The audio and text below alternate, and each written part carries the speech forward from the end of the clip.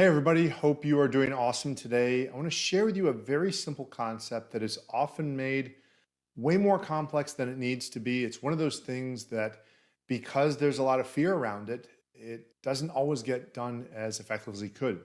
And what we're going to be talking about is a really kind of simple concept of how you make your first hire. So as an entrepreneur, I remember a time when I worked as a solopreneur and I had nobody working for me and I was doing everything soup to nuts. And on one hand, it was great to keep all the money. On the other hand, it was exhausting. I could not keep up with everything. And in my case, with a software business that had a residual income component to it, it took me about 4 or 5 years before I decided to hire somebody.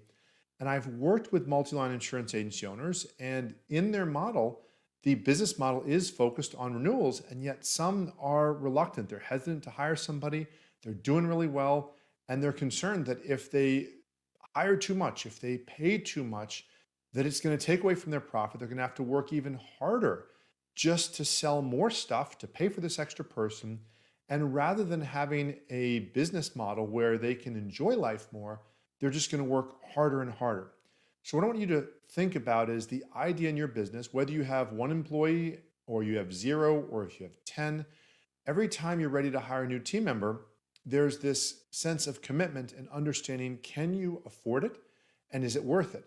And so what I want to start out with is just a very basic concept to first simplify the who. Who should we be delegating to? And it really comes down to tasks and levels and skills. It's not about the person or the name or how much you like them.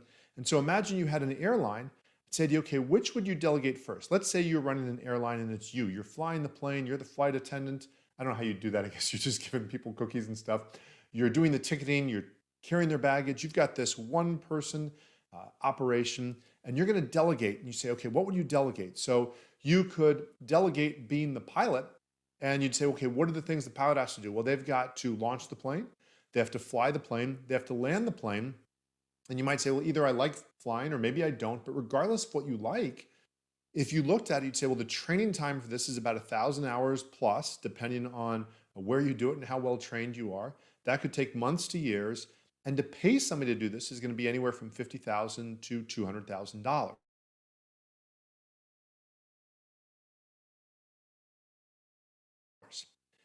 If you delegated, the flight attendant is responsible for passenger safety, to serve the food, to maintain order in the flight. And that takes about 500 plus hours, anywhere from 3 weeks to 3 months. And that person makes $30,000 to $80,000 a year. The customer service person who schedules and reschedules flights, take complaint calls, does billing questions, they take about 250 hours to train and cost about 25,000 to 60,000 a year. And the person who works at baggage claim screens luggage, loads and unloads luggage, tracks lost luggage, again, about 250 hours and 25 to 60,000 per year. And so the very simple answer would be, well, let's delegate what's going to take the least time investment and the least money investment, because we might invest a lot of time in this person and it might not work out. We might invest a lot of money and it might not work out. So if you had all of these skills, we'd say, let's first keep it simple. Let's go with the easiest to train task first, and then we'll move our way up the ladder. And so if we look at your business model, a lot of the insurance agency owners I work with, they want to delegate the hardest part. They want to delegate the life sales, the annuity sales, the health sales, the multi-line reviews, the complex cases. And that requires the multi-line reviews, which most agents like doing. But the sales calls and drumming up the sales and networking, maybe they don't like as much. And they definitely do like, closing the sales. Well, in that case, the training time for somebody to be excellent, this is something that is so often missed. It does take 1,000 to 4,000 hours, 6 months to 2 years to get somebody at a very proficient level. Very often people say, well, I can teach somebody how to sell a life policy in a half day. Yes, you can teach them the content, but who they need to be as a person, how they need to evolve, the polish, the social skills it requires to do it, takes a lot more time than that. And even if you pay that person and they're good at it, without bonuses, your salary is going to be, let's say, 35 to 50,000, depending on where you are in the country, because that person has to get licensed. They need to be skilled. Now, if you have somebody who does proactive PNC sales, I'm going to be really specific with this definition. not somebody that can write an auto that walks in the door, not an order taker, but an order getter, somebody who goes out and gets the business and makes it come in the door. Well, that person is going to do P&C policy reviews, whether they're selling a new policy. They're going to make sales calls or sales networking, some sort of connection where they bring in business, and they're going to make the sales. And the training time for that person, again, you can say, well, wait, I could train this person in 2 to 3 months, and that's possible, but it's not the average. And the base salary is not going to be too different than the life health annuity person. When you go to the retention person, this person maybe needs to order take sales, but their primary responsibility is to do policy and billing questions, retention calls, complaint calls. It takes them even less time to be trained than the previous two. The base salary is similar. And again, there's still bonuses. So I'm just talking salary here, not total compensation package. And then if I said, well, what about a personal assistant? Somebody who just helps me maintain my email, my calendar, the time-intensive personal tasks I have to do. They guard my time. They make sure that I'm doing my highest impact, highest income work. I could probably train that person in 2 to 8 weeks, and they might still cost me $30,000 to $45,000. They might cost less. And of all the positions, that fourth position, the personal assistant, does not need a license. Very often they can easily be a remote worker. Technically, the other three could be, but the personal assistant's the easiest. And so again, we first want to delegate the work that is least expensive and is easiest to train to do. Because if I free up your time as your personal assistant and find 10 hours of time for you, that's still 10 hours. If a retention person frees up 10 hours of your time, that's still 10 hours. And very often the personal assistant can free up time in areas such as tasks that are even outside of work that don't involve your team, and can be things such as scheduling for your grocery deliveries, taking care of your flight or travel plans, or whatever else it might be, paying your bills. And if you get too caught up in definitions of this, you might say, well, Wade, how is that person helping me? I was going to do that outside of work anyway. But then that's not downtime. If you're spending Saturday all day doing 5 to 6 hours of personal work, well, then you're not getting Saturday off. So again, if somebody could help with that, that would make a big difference. So within these four positions, it could be in some ways more awesome. Yes, if you can find a unicorn, if you can find a person who does life, health, annuity sales and proactive P&C sales, great. Sometimes you'll find somebody like that who wants to become an agency owner, and you can coach them on their way up. But if this is your first hire, or if this is a time right now where you're saying, Wade, you know what, the market's tight for me. I'm in the middle of a rate increase and it's causing problems, or I've got a homeowner's restriction, or whatever it might be. And so right now, that next hire, even if it is not my first hire, it feels like my first hire, or it feels like I need to be really certain that I'm profitable, then the first thing to do is to make sure you're not overextending. Now, the other answer that some people do is they'll just put their head in the sand and they won't make that hire. And that can be a mistake as well. So if we look at your time investments, we want to see what is the ROI in them? What's the return on those time investments? So let's say you were doing right now as a solopreneur. Let's say you're the only person in your insurance agency. And this might be the case, or it could be that there's 5 other people in your agency, but this is still how you're investing your time. So it doesn't have to be that you only have no team members or 1 team member. But let's say that 40 hours a week is going into service work and service calls. And you say, well, Wade, those are important. I'm retaining business. Those people are renewing. And roughly $1,000 per month is making its way to me because I'm doing this work. Okay, so after expenses or whatever it might be, or gross income. And right now, I'm just doing some work where I learn. I'm doing my best to recruit people, but I've not found anybody yet. I'm doing the auto quotes, the fire quotes, the health and life sales, and all those things. And then I'm also doing the multi-line reviews. So overall, I'm still doing 15,000 of business per month. That's really great. The part that's not great about it is the 60 hours a week.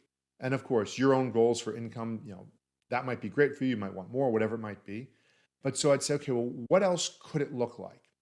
Well, if you were able to find somebody that was a retention team member, and in those first 2 rows, the service work and the calls, if somebody could take care of that and you could delegate 30 of those 40 hours to somebody else, you're not going to still make the same 12,000 per month. Let's say you're going to make 8,000 because 4,000 is going to them between base and benefits and whatnot. And then you have a little bit more time training them, coaching them. You're spending some more time doing basically all of your sales, your auto, your fire, your life, your health, and even more so because it's the most profitable, you're spending way more time or investing way more time in your multi-line reviews. In the same 60 hours, you could be making quite a bit more. In this case, if these numbers held true, it'd be another $3,500 per month. And you might say, well, wait, that's good, but I don't want to be working 60 hours. Okay. What if we got you to 50 hours and you are still doing more of the multi-line client review work? You're not doing more on the auto fire, and you're keeping that the same. You're doing more life and health, and you're making more. So literally, you're working 10 hours per week less, making $2,000 per month more. That's a step in the right direction. If you said, Wade, 50 hours is still too much. I've got family, I've got friends, I've got life. Or if you're like me, man, I'm just getting older. I want to make sure I have time to enjoy life. And you say, okay, what if I got to 45 hours? Here's an example where, again, just reallocating your time, if that service work can be done by somebody competent, now you're working 1/5, that's 15 hours per week less, and you're making $1,000 per month more. You're still making more. And then finally, if you said, wait, no, I need to get to 40 hours, great. So I could still be making even a little bit more, in this case, $500 more per month, working 20 hours per week less. That's 1,000 hours per year. If you use 50 working weeks as the multiplier, that's a lot of time. That's basically a part-time job. And so we want to be able to delegate. We don't want to get afraid of it. We want to make sure we're doing it intelligently. And so there's a lot of different ways you can do this. And I bring up outsourced because it's such a big opportunity that's not been there before. When I hired a person for my software company and I hired them remotely, it was about 2005, I had to hire a full-time person. And which was still pretty bold or unique for the time, but I needed to give somebody a full-time job. So at times we were doing great. And then when we took some hits during the recession, I was having to work extra to sell more software to cover this person's salary. And this person was awesome. So there's nothing against them. It was just like, okay, this is not what I envisioned. Today, it's so possible. There's so many freelancer sites like Upwork and Fiverr and Online Jobs PH where you can get work done for you. And the person maybe wants 5 hours a week, 10 hours a week, 15 hours a week. So you don't necessarily have to have them be full time. And there's other opportunities as well. So the first thing you want to do is make sure you start with what you can afford, make it work, and then grow. So there's no reason for you to be borrowing money to hire people. That's not a good idea. Scale back your personal expenses or scale back your business expenses. And when possible, outsource to freelancers or established businesses and services. So something else you could delegate. You could say, well, wait, every night I go home and I cook and it takes an hour of my time. But you know what? If my time's worth $100 an hour and I'm doing my thing, having a $50 meal that I take out for the family, that might not be a bad idea. Of course, there's nutritional concerns and whatnot, but overall, that's not a bad idea. Anytime you have somebody do something for you, somebody mows your lawn, that's delegating. So you might not need to necessarily hire somebody to find more free time. So first, see all the different things. The person that cleans your pool, if you have a pool or maintains it or whatever it might be, look for the things you can do without committing to long-term contracts or having to do training. So if a person already knows the job, that's great. Then also can keep in mind that one of the best, very often untapped sources of solid labor is stay-at-home moms. Very often stay-at-home moms already have been in the working force before. Some have bachelor's degrees, some have master's degrees, some have been very high up executives, but they have this value where they're staying at home to take care of their kids. And once their kids reach a school age, very often you'll hear a lot of them say things like, well, I still want to drop my kid off at school, let's say at 8:30 in the morning. I want to pick him up at 3, but in between, I'll work 4 to 5 hours a day. In fact, I need to. I'm going nuts. I need to do something more than talking about baby Einstein and kid stuff. And so that's a great source of solid team members. And that allows you to also sort of dip your foot in the pool without going all the way in. If this is your first hire, if this is a little nervous for you. And then again, don't borrow money to hire. Fund from your cash flow. Keep growing. It'll make you stay honest to make sure you're constantly growing. And that way, if somebody doesn't work out, you can let them go. but you knew you could afford them. You have a plan, and if that plan works, everything's going to be able to be funded. And then add freelancers and contractors as quickly as possible. So again, the short-term commitment or no commitment situations, add those as quickly as possible. The person that does bookkeeping for you that again doesn't work in your business, and think about this, the people that don't need to get licensed, the person who does bookkeeping for you who's not in your business, the person who does your lawn, the person who does your taxes, all these different opportunities. And then add employees more gradually. If you can add one keeper, whether they're part-time or full-time, every 6 to 12 months, you'll be in a great situation. And most people say, wait, I can't wait that long.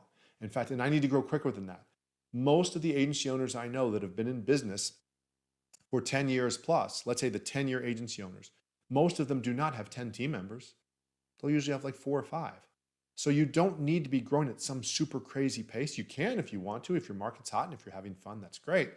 But as long as you're growing gradually, making progress, and they're seeing that they're doing well and it's a good situation for them, then that's something you can do without it becoming too crazy. And so the action plan is simple. Determine which activities you're going to delegate first. Sometimes it might be what you hate, but very often you want it to be the things that are the lowest impact activities, the ones that cost the least amount to delegate, and the ones you can train more quickly. Calculate your delegation budget and create and post your opportunity. And something else to keep in mind, specifically if you're looking for a retention team member, a service team member, sometimes one of your colleagues will have that person in their agency, and they were hoping that person was going to sell life insurance or annuities or health insurance, or they thought that person was going to do proactive P&C sales, and they don't. So sometimes you can just ask your colleagues, say, hey, do any of you all have somebody employed right now that they are an awesome person, but they're just not what you thought they would be? Can I talk to that person? Now, to be really clear, nobody will give you an awesome salesperson. Nobody will give you an awesome life salesperson, P&C salesperson. I've never seen it. I've seen dads not willing to give it to their sons and daughters. So if they're willing to tell you, I've got this great life health person, I'm going to give it to you, probably a red flag. But overall, there's opportunities. And if you can't afford somebody, the other thing to consider is, let's say after 3 to 6 months, you can't afford somebody because the market turns down and you said, well, Wade, I knew this was gonna happen. I was afraid of this. And now I've asked somebody to leave a job and they're out of luck. Usually, if you have a good person and they do good work, you can find a friend or somebody who will hire them in a heartbeat. And then finally, on the personal assistants, sometimes the personal assistants work remotely. Sometimes they can work part-time. You might decide that you and another person, or you ask your friends, hey, and you all have a personal assistant that maybe works for you part-time that's solid and reliable.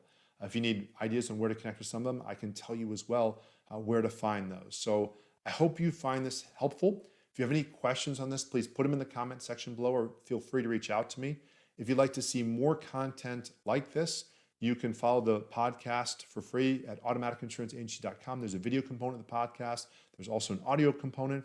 And then finally, you can always, if you want, just simply schedule a strategy session with me. Schedule time to talk about your agency, what's going on, where you're at, what your most important goals are coming up, and how I can help you. So as always, I look forward to helping you impact more people and make more money in less time, doing what you do best so you can fully enjoy your family, your friends, your freedom in your life. Let me know whatever I can do to serve you, and hope you have an awesome week. Thanks.